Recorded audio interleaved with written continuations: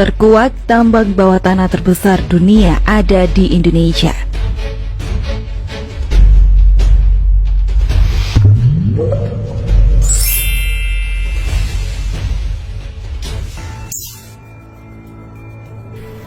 Tahukah Anda, tambang bawah tanah terbesar di dunia ada di Indonesia?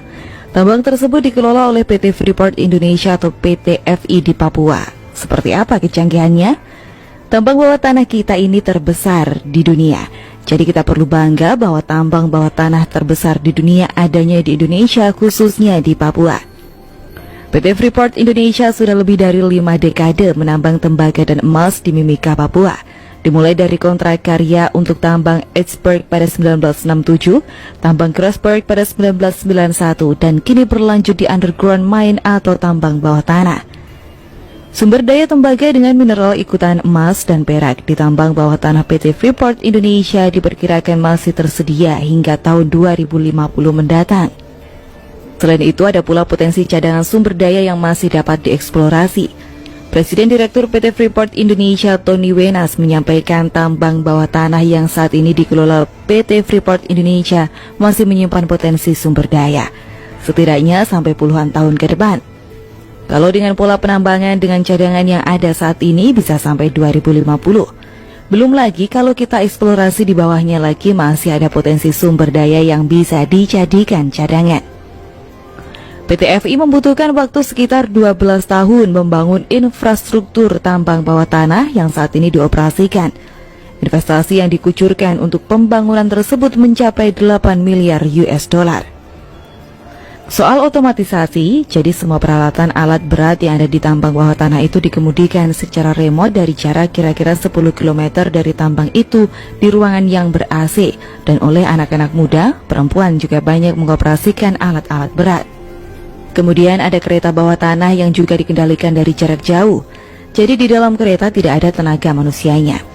Dan ini bagian dari transformasi digitalisasi yang kita lakukan.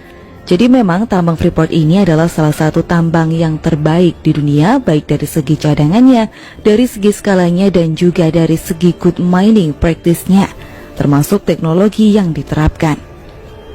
Pola eksplorasi serta teknologi yang digunakan menjadikan tambang bawah tanah PT FI menjadi salah satu yang terbaik dari segi cadangan sumber daya, skala, hingga dalam hal praktik penambangannya. Pemerintahan Presiden Jokowi pada 2018 lalu memperpanjang izin tambang PT Freeport Indonesia hingga tahun 2041. Apa yang akan terjadi setelah 2041?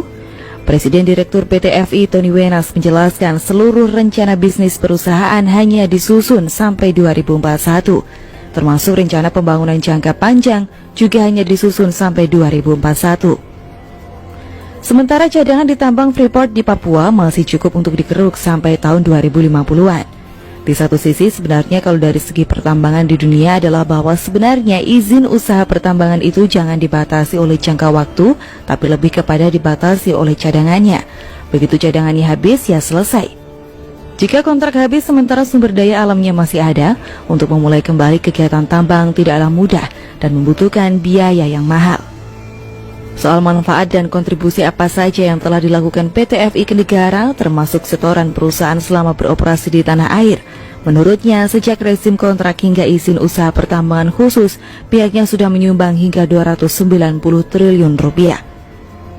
Kalau dibilang kontribusi ekonomi memang kurang banyak memberitahukan di masa lalu.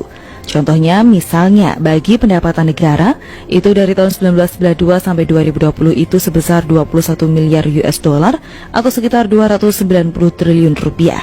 Itu langsung dalam bentuk tunai, pajak, dividen, royalti, dan pungutan lain-lainnya.